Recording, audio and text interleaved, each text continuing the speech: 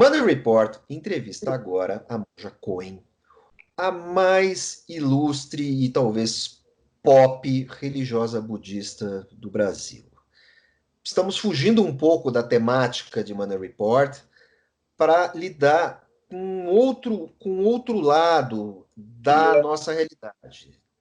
Dessa vez nós vamos falar sobre ansiedade, vamos falar sobre a busca da tranquilidade e de como as pessoas devem tentar lidar com esse momento complicado que estamos vivendo no mundo todo e na economia e nos negócios, sem pirar, sem enlouquecer, buscando sempre uma alternativa viável. Monja Coen, muito obrigado por nos atender. O que deve ser feito? Como as pessoas devem vencer a ansiedade? Como elas devem buscar a tranquilidade nesse momento, ao mesmo tempo, tão terrível e tão fascinante? Eu acredito que o mais importante não é nem vencer, é reconhecer. E no momento que você reconhece essa ansiedade, você já está em outro lugar. Você está no observador de si mesmo. E é deste lugar de observador de si mesmo que você pode mudar essa ansiedade ou usá-la de forma adequada. Em vez de com a ansiedade brigar com a pessoa ao seu lado, você vai pensar, puxa, estou tendo uma ansiedade porque não vejo a luz no final do túnel ainda. Se não vê a luz no final do túnel, é porque não chegou no meio do túnel. E precisa só um pouco mais de paciência. Então, respire. A chave de ouro das nossos emocionais todos está na respiração consciente. Respiração profunda, e não é se afastar dos problemas, não, é o contrário, é mergulhar neles. Porque as respostas estão todas no problema. Você tem que saber fazer essa equação. E não adianta, ela não vai dar o resultado que você quer, mas é o resultado que é possível com as circunstâncias. Então, essa é a diferença. Nós temos projetos e ideias de como queremos que a realidade se manifeste, mas ela não vai se manifestar exatamente como era projetado antes da pandemia. Claro que há diferenças, claro que haverá grandes mudanças, mas nós estamos mudando juntos, e vão ser todos nós. Não é só para você, é para todos nós. E é para todos nós no mundo inteiro. Então, não existe uma empresa separada, um grupo separado que vai ter uma vantagem especial neste momento. Estamos todos nesse mesmo barco. Então, quando você se lembra disto, pode dar uma certa aquietada nessa ansiedade, a insatisfação. Tem que ser, vai ser logo, vai ser comigo. Não, a gente respira conscientemente. Não é que vai ficar uma hora meditando, não. Vai respirar conscientemente, oxigena melhor o cérebro para poder tomar decisões acertadas. Decisões tomadas em momentos de grande estresse nem sempre são as melhores.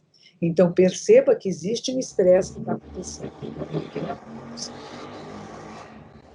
E como lidar com o estresse do outro?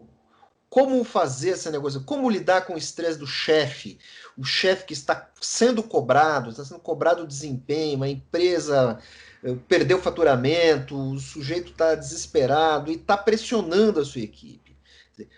Como o comandado deve agir e como o comandante deve agir para não criar um clima horrível que depois que tudo passar, as pessoas vão ter que continuar trabalhando juntas, as pessoas não podem ter cicatrizes e mágoas. Como é que a gente pode lidar com isso? Bom, se a gente vai falar do comandante, do líder, teve um livro maravilhoso que fez até era um monge, acho que ele é beneditino, não é? Que ele escrevia, ele foi um grande empresário, depois se tornou, acho que chamava o monge executivo, em que ele dizia que o líder é aquele que serve. Ele não é aquele que manda, ele não é chefe, ele tem a capacidade de perceber a sua equipe e como fazer com que essa equipe funcione no seu melhor. Então, não é pondo as pessoas para baixo, não é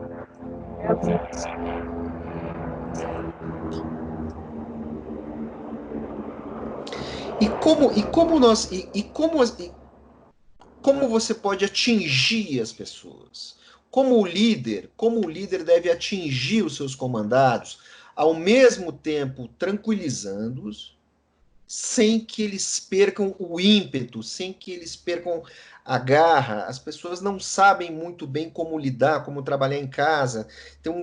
Além de toda essa mudança no mundo, você tem um componente cultural muito complicado. Muita gente não consegue trabalhar em casa, mesmo tendo todas as condições. Não, está difícil. Tem filhos em casa. Casa realmente é o lugar que você ia para descansar, para comer, ver televisão, conversar com amigos, estar com a esposa, com os filhos. Não era o local de trabalho. Então, essa transferência do local de trabalho para a residência é complicada e vai levar algum tempo. Mas depois que aprenderem, não vão mais querer voltar, porque quando você aprende a trabalhar em casa, passa a ser confortável.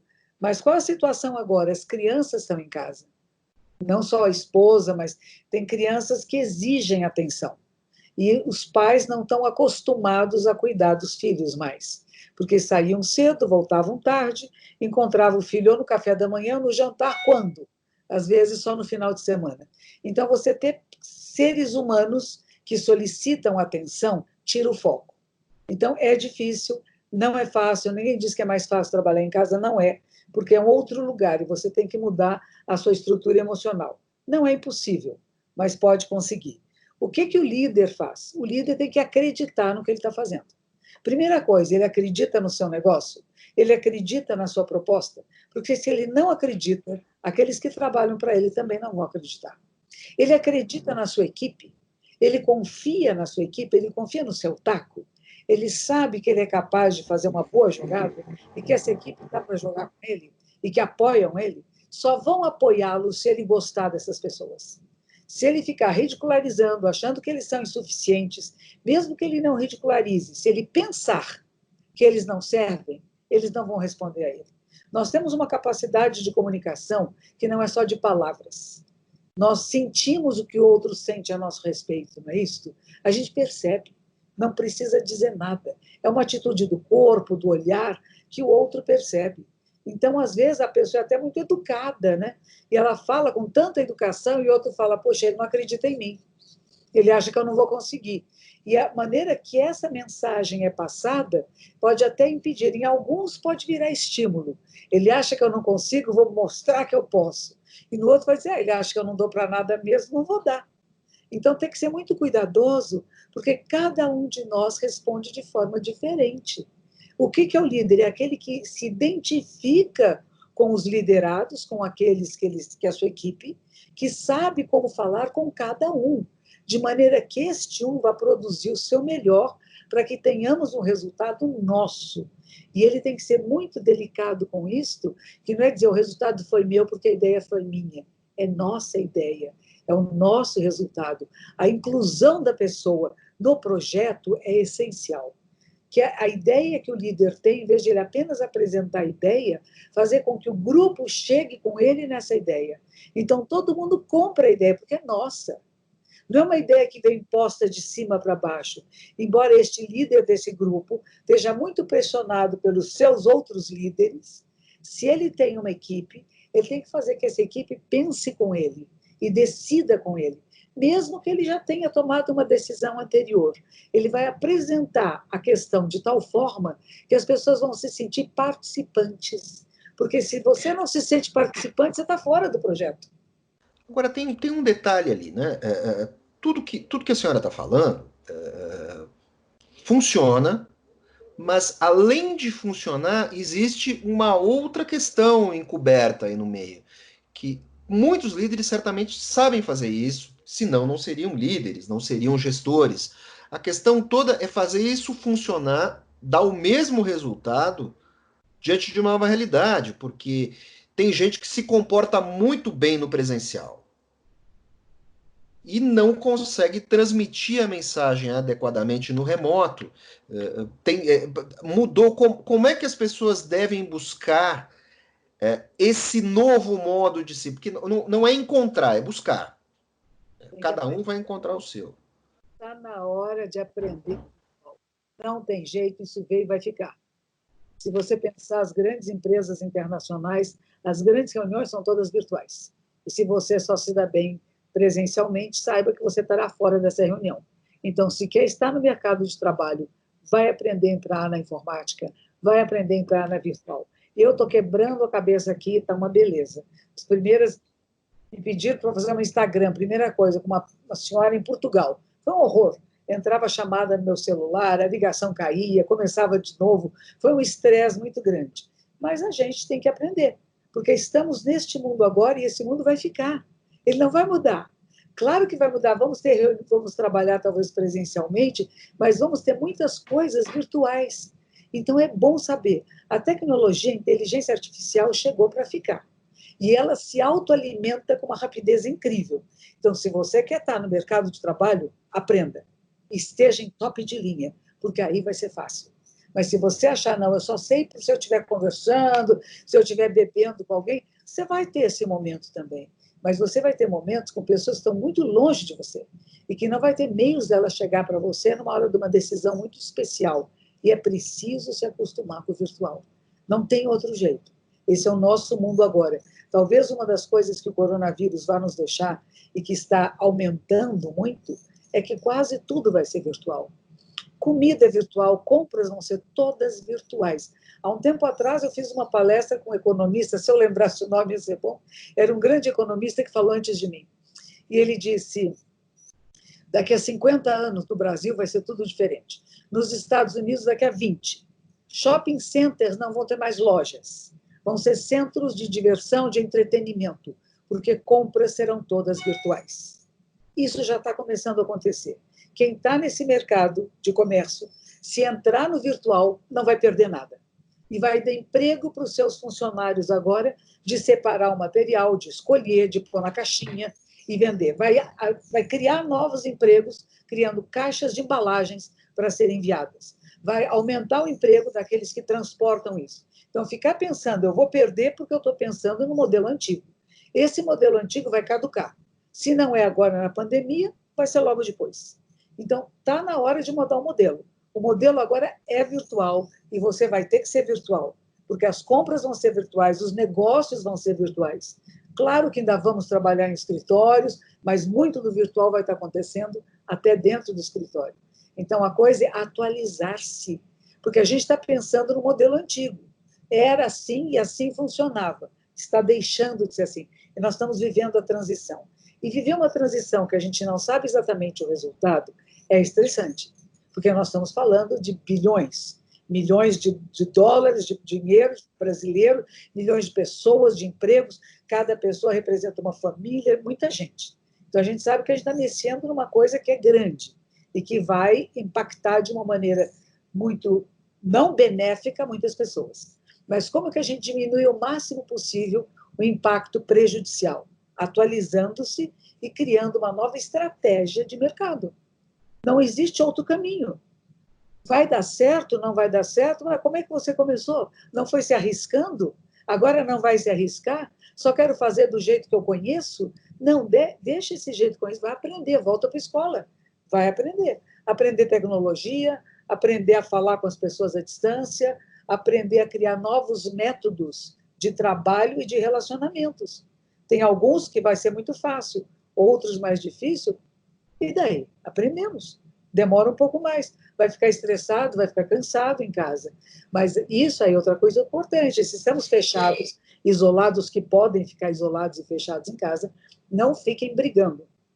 Porque o que está acontecendo conosco? Acontece comigo. E eu sou uma monja que pratico meditação e aparentemente sou calma, não sou. As mudanças de humor são muito rápidas. Ou nós ficamos mais sensíveis a nós mesmos. Nós nos observamos mais, porque eu não tenho muitas distrações, eu tenho eu e eu mesma. Uma pessoa que mora comigo, minha discípula. Então, nós duas, entre nós, percebemos as mudanças de humor com mais facilidade do que se estivéssemos saindo, viajando de avião, fazendo palestras fora, encontrando outras pessoas. Então, fica mais intenso. E essa intensidade parece que a gente está muito nervoso, e se a pessoa que está conosco não tiver uma estabilidade emocional, vai dar briga, vai dar confusão. Porque eu tenho uma expectativa de você, e eu tenho de você, e não atende às expectativas. Então, se a gente não tiver expectativa, eis outra coisa boa, você vai produzir o seu melhor e vai ver qual vai ser o resultado. E se a pessoa do seu lado não te entende, como é que você vai trabalhar para entendê-la?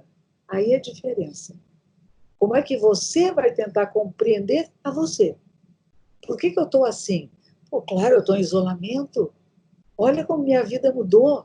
Como é difícil, eu tenho tantas preocupações. Mas no que você está se ocupando agora? Em vez de ficar preocupado, fique ocupado, ocupe-se.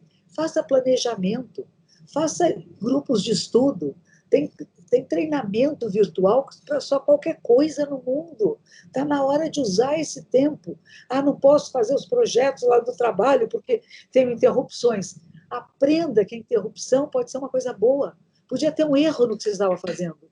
A criança entrou, a esposa entrou, o marido entrou na hora da sala, que eu tinha aquela ideia, ela escapou. Escapou, não era para ser. Tenta de novo. Você vai ter uma ideia melhor ainda. Então, em vez de ficar em discussões e brigas naquilo que está próximo de nós, é criar harmonia. Você criando harmonia com você, com o seu corpo, com a sua mente, não exija mais do que você pode dar nesse dia. Dê pausas, intervalos. Talvez de hora em hora, pare e respira, mas é simples. É parar e respirar conscientemente. Uma respiração profunda, assim, ó. Respirou, ficou pouquinho quietinho. E aí olha de novo o seu trabalho, olha de novo a sua tarefa, fala de novo com aquela pessoa que a relação não estava batendo bem, porque os dois não estavam bem naquele momento. Não é você que não estava bem, o outro, eram os dois. Então dá uma pausa e fala, eu vou falar com você daqui a pouco, em vez de continuar, porque senão vai virar uma briga, né? Em vez de virar uma briga, como você diz, depois vamos voltar a estar na mesma sala e com marcas, cicatrizes. Fazer reuniões mais curtas, mais pensado, mais planejado, mais objetivo. E também deixar um tempo para a criatividade, para Isso, apresentar ideias. isso mesmo, isso mesmo.